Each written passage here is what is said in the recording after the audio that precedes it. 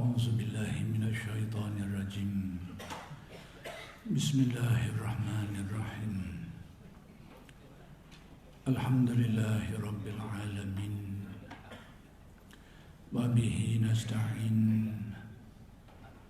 اللهم صل على سيدنا محمد النبي الأمي وعلى آله وصحبه وسلم رب اشرح لي صدري ويسر لي أمري واحلل عقدة من لساني يفقه قولي ولا حول ولا قوة إلا بالله العلي العظيم إلهي أنت مقصودي ورضاك مطلوبي أعطني محبتك ومعرفتك السلام عليكم ورحمة الله وبركاته الحمد لله والشكر لله والصلاة والسلام على رسول الله أما بعد. Jadi pertama sekali kita bersyukur kehadrat Allah Subhanahu wa taala atas nikmat-nikmat yang telah dikurniakan kepada kita zahir dan batin. Mudah-mudahan segala nikmat-nikmat ini sentiasa dikurniakan kepada kita dan dijadikan kita orang-orang yang mensyukuri nikmat. Mudah-mudahan dengan berkat syukur Allah Subhanahu wa taala mengekalkan dan menambahkan lagi nikmat-nikmat yang lain. Dan insya-Allah pada malam ini akan diteruskan lagi pengajian kitab Sayyidus Salikin karya Syekh Abdul Samad Al-Falimbani rahmatullah alaih.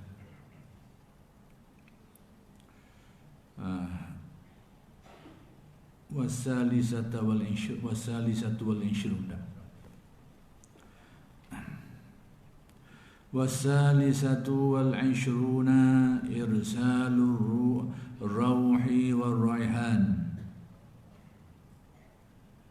bil bushra wal aman. Qala ta'ala la takhafu wa la tahzanu wa abshiru bil jannati allati kuntum tu'adun fala yakhafu mimma ba'dahu fala yakhafu mimma ba'dahu alaihi fil 'uqbah. Macam mana? Ada cetakan lain? Ada.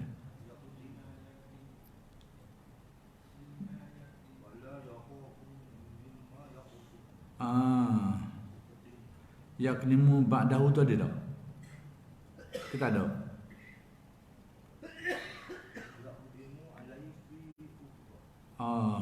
Bezalah cetakan saya ni lain. Nanti kita tengok dia. Mimma yaqdimu alaihi. Makna yang lebih dekat perkataan yaqdimu tu. Fala yakhafu mimma yaqdimu alaihi. Itu lebih dekatlah. Nanti kita tengok huraian. Fil 'uqbah wala yahzunu ala ma khalafahu fid dunya. Ini jelas. Yaqdimu tu saya rasa perkataan tu lebih tepatlah. Baik. Artinya dan keramat yang ke-23 adalah disuruhkan oleh Allah Ta'ala, yakni dihantarkanlah oleh Allah Ta'ala akan rauh, bukan ruh, rauh. Rauh ni kegembiraan, kelapangan, kebahagiaan, yakni kesenangan, dan raihan, yakni bahu-bahuan, kita bahu-bahuan lah. Yakni Allah Ta'ala mengurniakan kepada orang-orang yang menghayati tasdikan kebahagiaan, dan juga bau-bauan, yakni kenikmatan lah. Dengan bahasa mudah, kenikmatan atau rizki atau nikmat yang di dalam kubur. Jadi semua ini berkait dengan apa yang berlaku di dalam kubur. Yakni Allah Ta'ala kurniakan ar-rauh wal raihan, kebahagiaan, ketenteraman, dan juga kenikmatan di dalam kubur. Atau yang di dalam hari kiamat. Demikian juga ketika hari kiamat ni, setelah berlakunya kiamat, manusia dibangkitkan dan dihisap, dibalas lagi. Begitu juga keadaan-keadaan yang dihadapi oleh mereka ini dalam kehidupan selepas hari kiamat tu sama juga, diberi kebahagiaan oleh Allah dan kenikmatan.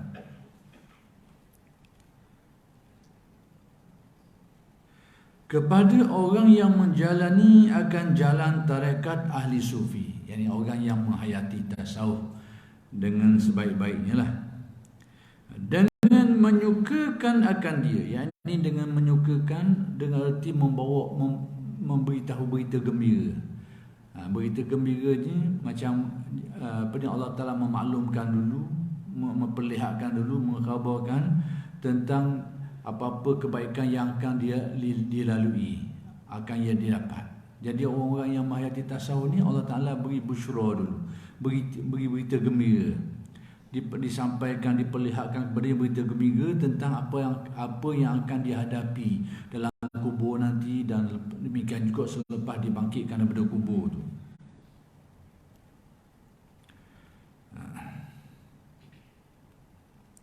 Dan mensentosakan akan dia, yakni mengamankan dia,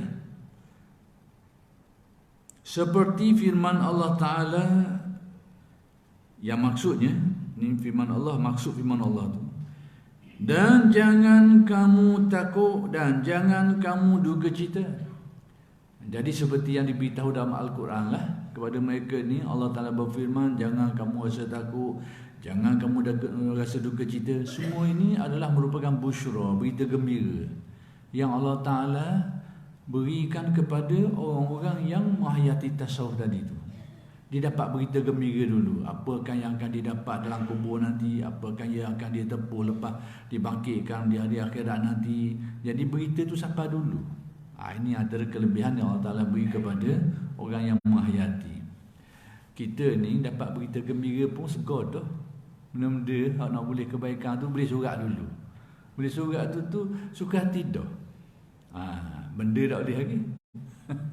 Siapa berita dulu, siapa maklumat dulu. Maksudnya seperti ini jugalah diumpamakan. Orang yang mati tasawuf ni, hal-hal yang baik yang akan ditempuh dalam kubur dan kehidupan lepas mati, perkhabaran tu diberitahu dulu lagi sebelum kenyataan tu.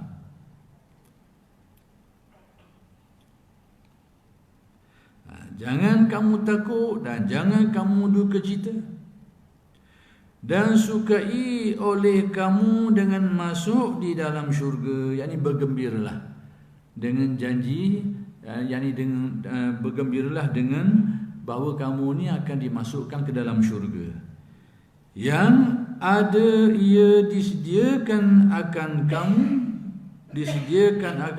yakni yang disediakan untuk kamu. Baik. Maka tiada ia takut daripada barang yang didatangkan atasnya di dalam akhirat. Jadi dia tak rasa takut lah nak menghadapi apa-apa yang akan berlaku di alam akhirat nanti, sebab dia sudah diberi berita gembira dulu dah. Diberi perkhabaran. Macam kita kat siapa surat dulu, apa-apa ni begini. Jadi kita senang hati kerana surat tu siapa dulu. Ini antara kemuliaan yang Allah Ta'ala beri kepada orang yang menghayati tasawuf ni. Allah Ta'ala sampaikan dulu perkhabaran gembira untuk mereka ni. Dan tiada duka cita ia atas barang yang ditinggalkannya akan dia di dalam dunia. Yakni apa-apa yang akan dia tempuh di alam kubur, di alam akhirat, dia tak takut. Apa-apa yang sudah ditinggalkan daripada kehidupan dunia itu, dia sudah tidak bersedih lagi. Jadi mereka ni sudah diberi suatu kebahagiaan, ketenteraman oleh Allah Subhanahu Wa Taala sebelum nyata benda tu betul-betul, sebelum berlaku secara nyata. Jadi sudah diberi gambaran, sudah diberi perkhabaran, sudah diberi berita gembira tentang nikmat-nikmat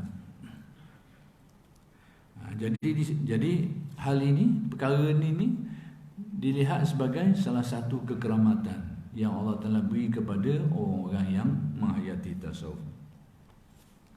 Baik, kemudian warabi'atu wal 'ishrun al-khuludu fil jinani wa mujawaratu ar-rahman. Artinya Dan keramat yang ke-24, antara keramat-keramat akhirat yang ke-24, dan adalah orang yang menjalani jalan akhirat, jalan tarekat ahli sufi ini, orang yang menghayati tasawuf ini, kekal di dalam syurga. Antara kekeramatan mereka ni, mereka dikekalkan di dalam syurga sebagai apa yang dijanjikan oleh Allah Subhanahu Wa Taala lah. Kita kena, keyakinan kita dalam perkara ni balasan syurga, balasan apa saja di akhirat nanti itu bukan atas nilai amalan kita. Itu kita kena faham molek lah, bahawa dalam keyakinan kita, apa-apa saja yang dikurniakan Allah di akhirat nanti itu semata-mata kurnia dia, bukan nilai atas amalan kita ni. Kerana amalan kita ni tak padam, tak cukup untuk untuk menilai nikmat Allah Taala tu tak padam.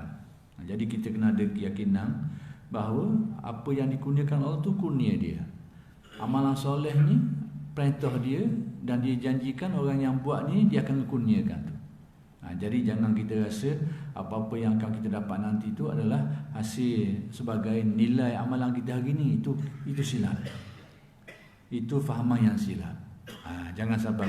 Jadi kita buat ni semata-mata pengabdian diri kita kepada Allah, kerana kita diperintah melakukan perkara itu, dan kita dijanjikan untuk diberi ganjaran, yang mana semua itu bukan nilai amalan kita ni.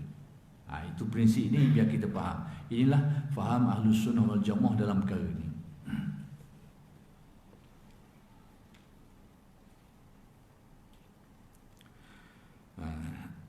Baik, kekal di dalam syurga kerana dia mukmin, dia orang yang beriman, orang yang beramal soleh dan mendekatkan diri kepada Allah Ta'ala lagi, maka antara kekeramatannya dikekalkan, dikurniakan kekal di dalam syurga.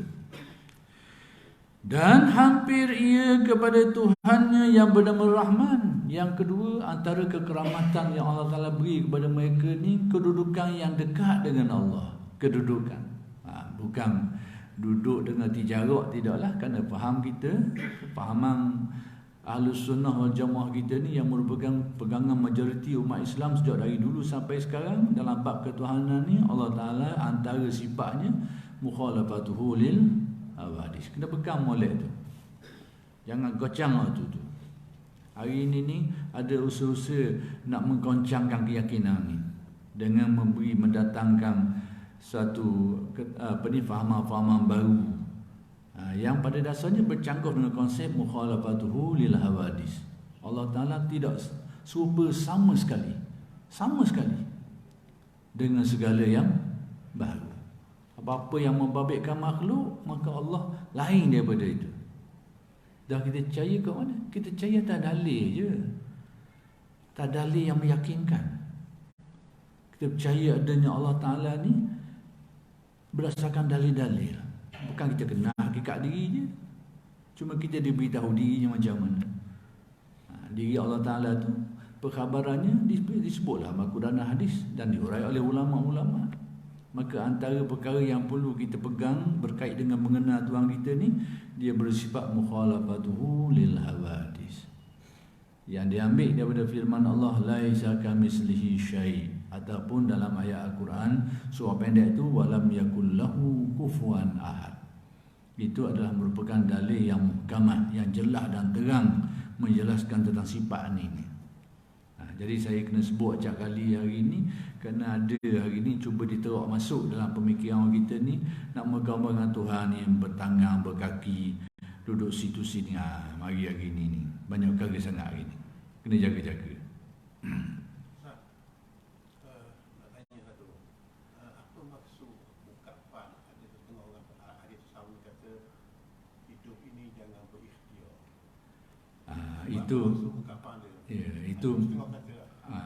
Itu peringkat dia lah. Peringkat kita ni, orang yang masih ada akal waras dia kita ni, ikhtiar tu adalah sesuatu yang dibolehkan, bahkan disuruh. Bagi ahli tasawuf yang mencapai suatu kedudukan yang panggil fana lah, dia hilang keakuan diri dia, itulah makam dia. Jadi itu untuk orang yang berada pada tahapannya lah. Jadi kita ni pakai sipir lain. Sipir lain kena sipir sesuai dengan darjah kita. Kalau nak minta jalan kena tengok kita. Kena tengok lah. Jangan. Kalau tu sipir kita kena cari sebab musabah dulu.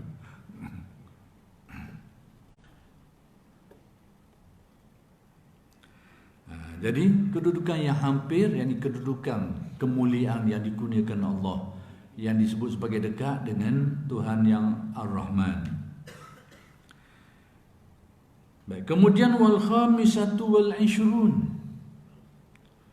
al hayatu fi sirri. Cuba tengok ada kitab lain macam mana itu dia kata. Saya takut silap juga sini. Al hayatu fi sirri li ruhihi, betul?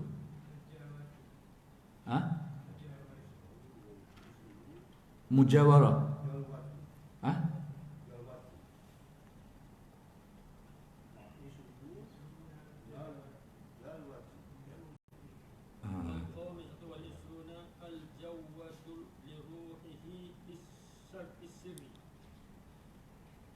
Macam mana?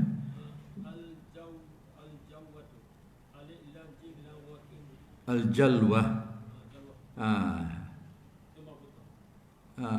Lepas tu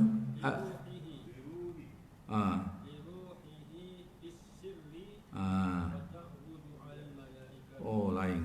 Kitab saya ni lain. Kitab saya ditulis al-khamisatu wal 'ishrun al-hayatu fi sirri li ruhihi. Lain. Cuma nak tengok sekejap. Ni yang sudah ditahqiq ni, sudah ditengok balik ni. Agak lagi je.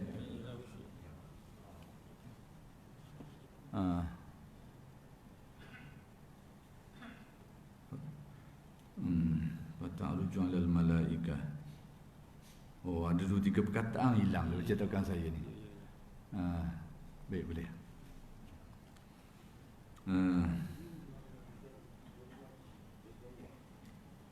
Macam mana cuba tengok. Semula. Dua tiga perkataan dia ada banyak. Al-jalwatu li ruhihi fi sirri fata'ruju 'alal malaikah. Al-jalwatu, saya ni al-hayat. Al-hayatu fi sirri, ni al-jalwatu. Al-jalwatu li ruhihi, ya. Li ruhihi fi sirri hatta ta'ruju wa ta'ruju. Ya. Jadi perkataan saya ni agak jauh sikit lah daripada yang tu. Wal khamisatu wal 'ishrun al jalwatu li ruhihi fi sirri wa ta'ruju 'alal malaikah ala malaikatis samawati wa bil ikrami wal i'ta'i bil in'ami wa li badanihi fil 'alaniyati. Betul. Tadi li ruhihi tadi tu. Ini li wali badanihi fil 'alaniyati bi ta'zimi janazatihi wal muzahamati 'ala salati 'alaihi wal mubadarati ila tajhizihi wa yarjuna bidzalika aksara sawabin wa ya'udunahu ni'aman wa ghanimatan wa ya'udunaha ni'aman wa ghanimah. Ada perkataan lain? Lagi-lagi?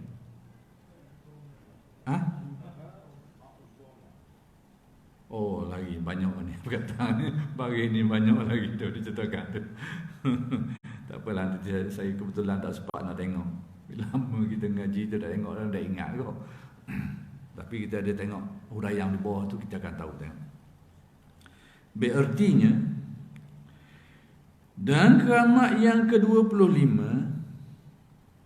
adalah orang yang menjalani tarekat ahli sufi ini diberi oleh Allah Ta'ala akan dia pada ketika matinya itu, yakni orang yang antara kekeramatan yang Allah Ta'ala beri kepada orang yang menghayati tasawuf ni, Allah telah kurnia ke dia pada ketika mati. Ni kisah-kisah kematian ni. Ketika matinya itu di dalam rahsia bagi rohnya, yakni benda ni berlaku secara kerohanian. Itu maksud di dalam rahsia bagi rohnya berlaku secara kerohanian. Maksudnya luar tak nampak lah, berlaku dalam pengalaman kerohanian ni saja. Baik. Bagi rohnya di atas malaikat yang di dalam 7 petala langit dengan kemuliaan. Jadi dia didatangkan dengan kemuliaan oleh para malaikat ni, yang benda ni orang tak nampak lah, tapi dia si mati tu mengalami dia tu. Baik. Satu, itu fisir secara rahsia dengan erti orang sekitar dia tak nampak benda tu. Hanya dia yang mengalami, dia yang tahu kedatangan malaikat dan sebagainya, dia diperlihatkan benda tu. Jadi malaikat yang datang dengan memberi kemuliaan lah kepada dia, kepada orang yang mati tadi tu, yang mayati tasawuf. Dia dimuliakan antaranya datangnya para malaikat. Tapi benda ni orang tak nampak sebab tu lisirihi tadi tu pengalaman kerohanian dia yang menampak benda tu, dia lalui. Orang kiri kanan dia nampak benda ni. Baik, dan dengan anugerah daripada Allah Ta'ala, ini kurnia daripada Allah Ta'ala, dan dengan beberapa nikmat daripada Allah Ta'ala, anugerah nikmat daripada Allah Ta'ala. Baik. Dan adalah badannya itu, ini zahirnya pula. Tadi batin dia tu, roh dia. Dia mungkin dia nampak benda tu mari, kedatangan para malaikat dan sebagainya ni. Baik. Dan adalah badannya itu, aspek zahirnya pula, di dalam dunia pada ketika matinya itu, badan dia ni pada ketika dia mati ni, dan dengan ditakzimkan oleh manusia, orang memberi kemuliaan kepada dia. Takzim maksudnya dari aspek zahirnya ni, orang memberikan penghormatan, kemuliaan kepada dia ni. Awak boleh tengok lah, boleh nampak ni, oleh manusia akan jenazahnya, dan diberi segera segala manusia atas menyembahyangkan atas matinya itu. Yang ni dengan erti benda ni orang boleh nampak dari segi aspek badan dia tu. Orang bila dia mati ni, orang memuliakan dia, orang nak semayang atas jenazah dia, macam.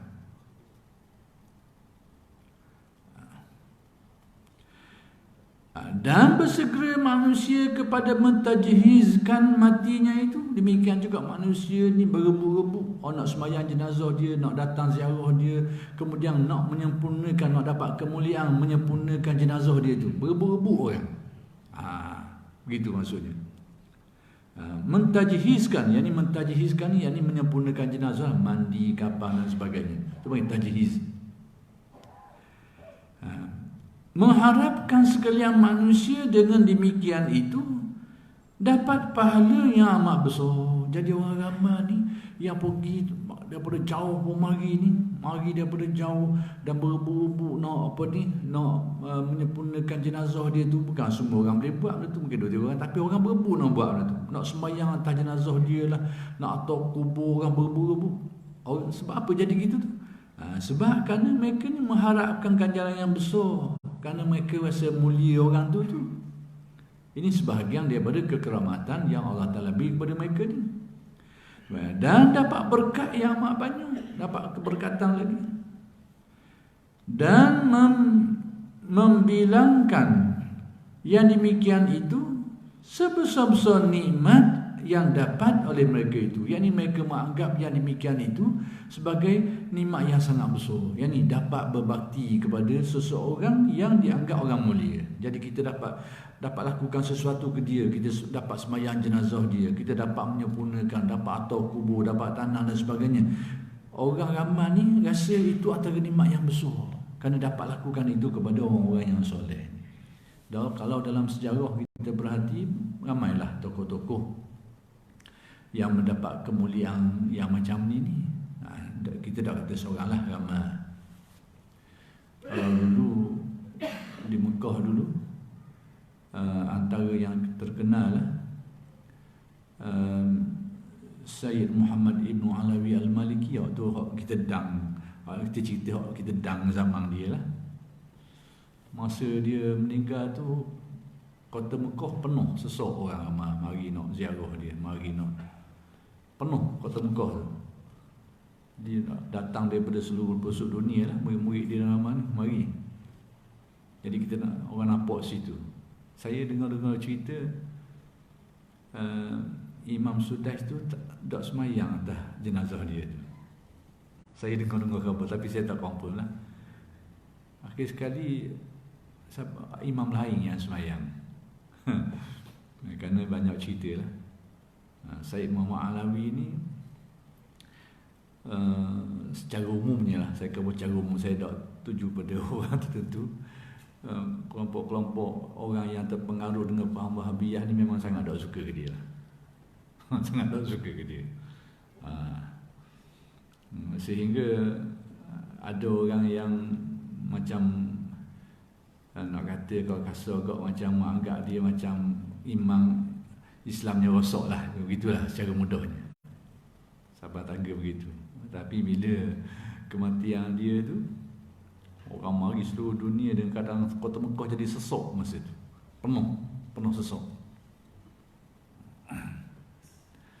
Dan ramai lagi lah tokoh-tokoh besar sains semacam ni berlaku keadaan seperti itu. Bahkan ada di antara mereka ni Allah Ta'ala perlihatkan kemuliaannya itu bukan saja didatangi oleh manusia ramai, bahkan kadang-kadang diperlihatkan dengan binatang-binatang pun ada. Ini masa sejarah hidup kita tak ada dengar lah, tapi kisah sejarah tokoh-tokoh yang terdahulu ada. Antaranya iaitu Zunun al-Misri. Ini tokoh ulama sufi Mesir. So, pada zaman dia tu ulama-ulama kata macam-macam ke dia. Biasalah dalam dunia ahli tasawuf ni menjadi macam halwa kepada ulama.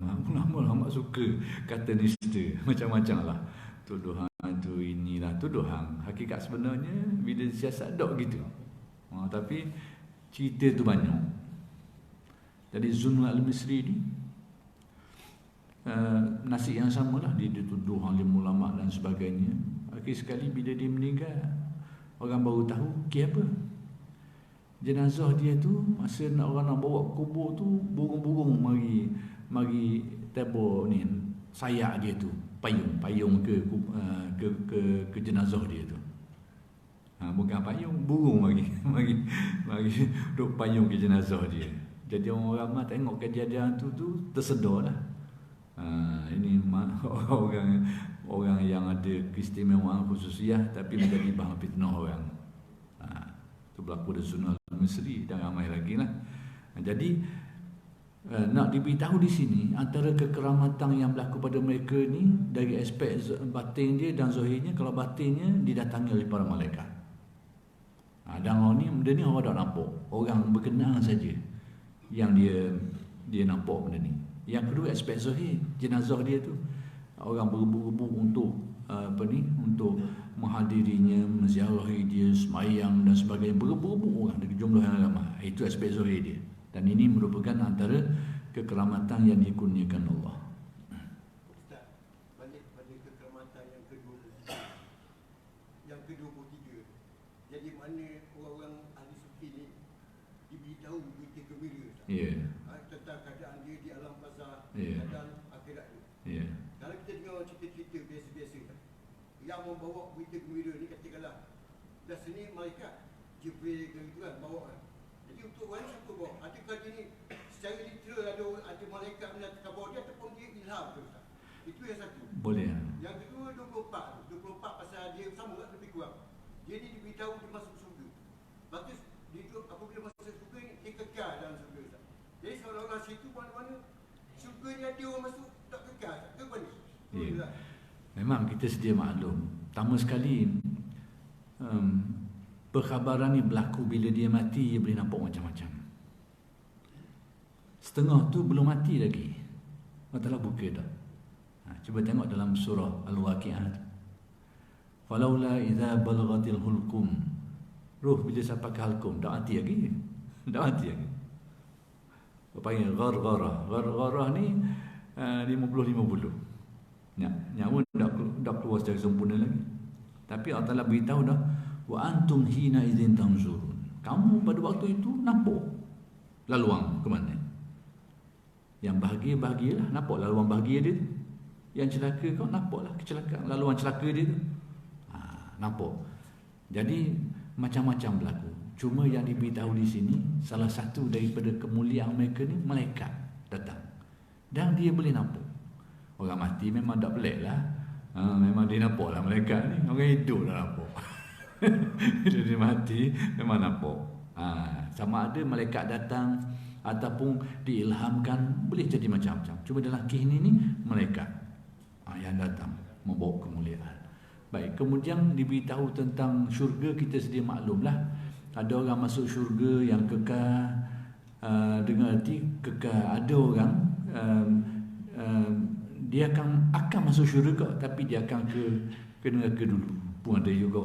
Itu maksud tadi tu. Bukan berarti masuk syurga tak kekal dengan arti masuk keluar semula. Dengan arti dia masuk, dengan arti kekal. Dengan arti ada orang yang akan masuk, tapi sebelum masuk tu dia kena kelain dulu. Itu maksud dia. Ada kemungkinan akan ada ki macam tu.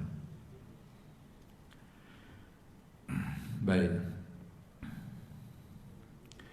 Wasadisatu wal 'ishrun al-amanu min fitani su'alil qubur wa talqini as-sawabi fayamanu min zalikal haul. Artinya, dan keramat yang ke-26 adalah orang yang menjalani jalan tarekat ahli sufi ini sejahtera, yakni selamat daripada fitnah pertanyaan di dalam kubur. Jadi antara kekeramatan yang dikurniakan Allah orang yang menghayati tasawuf dengan sebaik-baiknya ni, iaitu dia selamat daripada pertanyaan daripada kubur. Dengan arti pertanyaan tu dia boleh jawab dengan baik lah. Tanya kena tanya, tetap kena tanya. Tapi jawapan tu dapat dijawab dengan baik. Luluh. Macam soalan bocor. Jawab dengan baik. Hari ini sudah ada pandangan-pandangan yang cuba disebarkan. Kita menjadi pegangan Ahlussunnah wal Jamaah ni, salah satu keyakinan kita adalah adanya kehidupan di alam barzah. Ini pegangan Ahlussunnah kita. Maksudnya sebelum syurga neraka di akhirat itu, di alam barzah, di alam kubur ni sudah ada bentuk nikmat dan azabnya. Ini sudah menjadi pegangan Ahlussunnah wal Jamaah kita. Cuma saya nak beritahu hari ini ada fahaman-fahaman yang cuba nak disebarkan, tapi mungkin tak laku sangat lagi. Tak laku sebab orang kita mungkin mengaji dan banyak pegang ni, tak nak terima. Tapi ada yang sudah pakai, ada yang terima. Kata tak ada. Tak ada azab kubur ni, tak ada. Tapi saya nak beritahu Ahlussunnah wal Jamaah pegangan dia benda ni sebahagian daripada keyakinan dengan dalil-dalil yang banyak lah. Cuma saya nak kata ada orang cuba menanamkan kata tak ada dalam kubur ni. Alasan yang dipakai dalil tak ada. Sebab dalil yang ada tu menyatakan ada. Dalil yang kata ada tu tak ada. Alasannya logik lah. Logik mana dia kata? Orang mati awal nyanyi dia tu. Orang mati awal. Jadi orang mati lewat kat kiamat sedar dia. Dia buat jajak hari ni mati, esok kiamat. Jadi azab dia sekejap je lah. Jadi orang mati awal tu nak jumpa ke kiamat tu lelah, parok kena. Tu logik dia pakai. Jadi kita jangan kiyah benda ni atas kehidupan dunia. Hari dunia dengan hari akhirat tu lain. Diberitahu dalam Al-Quran, orang yang mati ni dia rasa macam tidur sekejap je. Dia mati tu sebelum kiamat tu seolahnya macam dia tertidur sekejap je. Jadi dari segi masa ni jangan dikirakan. Sebab kita kena tahu bahawa aspek masa tepat ini aspek makhluk yang ada hal-hal tersendiri. Sebab tu bila kita kait dengan Allah Ta'ala ni, dia tak terikat dengan masa, tak terikat dengan tepat. Sebab tu benda yang laisa kamitslihi syai', mukhalafatuhu lil hawadis. Bila kita ikat dengan benda ni, kita dah ikat dengan logik akal kita ni, dan itu bukan keyakinan berdasarkan apa yang dijelaskan. Faktor masa, faktor tepat. Jadi nak kabarnya bahawa dari segi masa, kalau dengan Allah Ta'ala tu satu hal lah, dengan kehidupan di akhirat pun lain macam tu. Masa, dari segi masa ni, dari segi masa atas kehidupan dunia kita hari ni dengan kehidupan di alam barzah, alam akhirat, beza lain. Kita baca dalam ayat Al-Quran banyak. Ada yang sehari di akhirat 50 tahun di dunia ni. Dan ada beberapa ayat yang menyebut berbeza-beza. Ya? Itu salah satulah. Yang ditidur sekejap pada beratus tahun. Jadi nak beritahu bahawa alam mulki ni, alam syahadah ni dia tidak sama dengan alam barzakh, alam akhirat. Apatah lagi alam ketuhanan. Nak kabarnya gitu. Tak boleh kita nak kiyah dengan kaedah-kaedah alam semasa kita ni. Kait dengan masa, kait dengan tepat. Itulah yang menyebabkan setengah daripada sahabat-sahabat kita dari kalangan orang yang cenderung kepada faham Salafi Wahabi ni, dia nak kaitkan dengan kehidupan ini dengan hal-hal ketuhanan. Sebab tu dia nak terima bila Ahlus Sunnah menetapkan Tuhan itu dia mukhalafah. Dia kata dia membaca, saya pernah dengar ada seorang tokoh ilmuwan ni lah yang cenderung dah faham ni, sahabat-sahabat kita juga tapi ni orang Arab lah.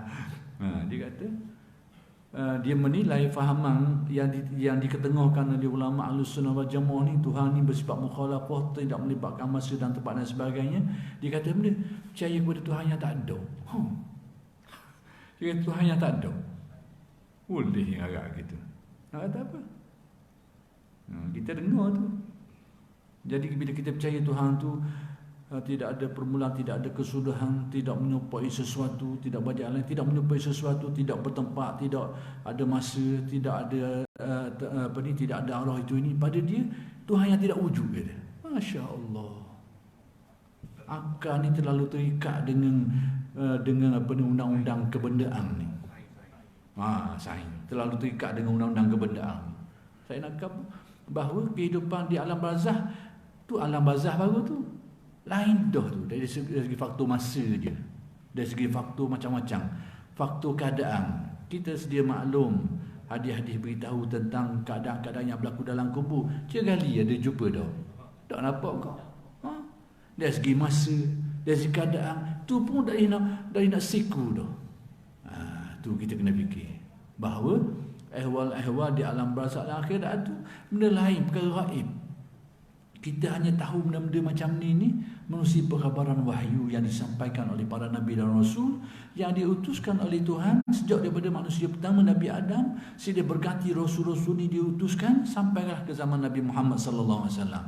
Kita percaya kepada Tuhan dengan sifat-sifatnya tu semata-mata dengan rasul-rasul ni yang manusia akui, terima sejarah ada belaka ni. Setiap umat tu ada rasul mereka. Berlaku pertemuan antara orang ramai dengan rasul mereka ni. Sejarah ni sejak lama, sejak daripada Nabi Adam berlaku. Jadi manusia tahu tentang Tuhan melalui saluran rasul ni semata-mata. Ada pun mukaddimah untuk percaya kepada Tuhan, boleh gunalah akal mukaddimah dia tu.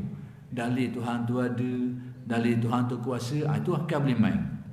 Tapi perkara yang lain contohnya tentang kehidupan di alam kubur, akal dia nak pergi dah. Bila diberitahu dalam hadis, bila mayat tu ditanam, bila orang lari balik, mayat tu dengar tu, topok selipar tu, topok sepatu tu, popok ala lagi tu, si mayat tu dengar. Jangan anggap orang mati ni dia tak ada fungsi langsung, macam pesang tak ada fungsi, ataupun macam ikan jeruk. Jangan anggap gitu. Orang mati ni dia terpisah ruh daripada jasad je, tapi masih berkait lagi dengan jasad dia tu. Terpisah pada satu segi, tapi masih ada kaitan tertentu. Terpisah yang membawa kepada makna mati tu. Maknanya ruh ni terpisah dari badan kita tu, matilah. Itu hakikat matinya. Tapi kaitan dengan badan tu dalam satu bentuk tertentu masih ada. Masih ada lagi. Sebab tu kita dilarang duduk mayat tu dilakukan perkara-perkara yang yang menyakitkan dia. Tang-tang ni mati, aku nak tahu masih hidup dulu aku nak ubat, menelan dah lalu. Mu mati ni aku nak pergi tikar sekali. Nak malah rendang kono-kono. Mu mati dah. Dilarang. Bukan saja jasad dia tu dilarang daripada dicederakan. Kata-kata uduh dia pun kita dilarang. Hak mati dah tu. Yang menyakitkan kau didengar tu. Dilarang. Dan sebab apa dilarang? Dia dengar lagi ke? Sudah tentulah dilarang tu sebab benda tu. Jadi kita membayangkan orang mati ni tak ada dah, kosong dah, tak ada fungsi apa-apa. Silap besar kita tu. Silap besar. Kita sendiri tengok dalam Al-Quran. Kita ambil contoh. Kalau para Nabi dan Rasul tu ada hadis. Mereka ni semayang dalam kubur. Semayang dalam kubur. Al-anbiya'u ahya'u yusalluna fi kuburihim. Para Nabi ni hidup. Maksudnya berfungsi. Dan mereka semayang dalam kubur mereka tu cuma pergi gali tak dapat lah. Sebab di alam barzakh. Tapi nak kuburnya masih berfungsi. Baik, saya nak cara mudah lah nak suruh. Kadang-kadang ada orang yedak-yedak ni, kita ambil dalih orang kuat, orang baca semua. Kita Isra' Mi'raj. Isra' Mi'raj kita lepas lagi. Isra' Mi'raj. Nak ambil je contoh. Semini je. Nak kabur bayangan ni. Kadang-kadang orang kita ni duk cerita Isra' Mi'raj, dia tak sedar. Orang-orang tapi tak faham dia ni apa dia cakap tu kadang-kadang. Ya, na'udzubillah. Jangan kita jadi macam burung tiung. Burung tiung cakap ia berarti benda dia cakap tu. Jadi kita dengar bila orang baca kisah Isra' Mi'raj, apa yang berlaku, saya nak ambil je. Nabi ketika di Baitul Maqdis, apa yang Nabi buat? Tidakkah Nabi berjumpa dengan nabi-nabi yang terdahulu? Dah apa yang Nabi buat? Tidakkah Nabi semayang dengan mereka? Dah mereka ni hidup lagi ke mati dah ni? Mati belaka dah. Dan Nabi semayang lagi tu macam mana tu? Ini dia. Nabi naik ke Sidratul Muntaha, terima perintah semayang, turun semula. Jumpa siapa dia? Tidakkah jumpa Nabi Musa? Nabi Musa nasihat. Dan Nabi Musa hidup lagi. Ke mana? Dia boleh nasihat lagi. Itu kehidupan dia. Ayat hidup. Hidup. Tapi di alamnya. Tapi hidup. Dan dengan izin Allah boleh berhubung dengan yang hidup. Dengan izin Allah. Bukan benda yang pelik. Dan sekarang Nabi Muhammad masih hidup. Nabi Musa beri nasihat dia sudah mati. Naik ke langit lagi, minta kurang. Daripada 50 kali turun 5 kali. Yang nasihati itu Nabi Musa. Semua orang tahu Nabi Musa sudah mati. Disepakati, tak ada orang ragu tentangnya. Itu maksud Al-Anbiya ahya. Mereka itu hidup. Dia kena masuk insya' itu berarti itulah. Jadi kita akan sambung pada kali-kali yang akan datang. Aku qauli hadza wa astaghfirullahal azim li wa lakum. Assalamualaikum warahmatullahi wabarakatuh.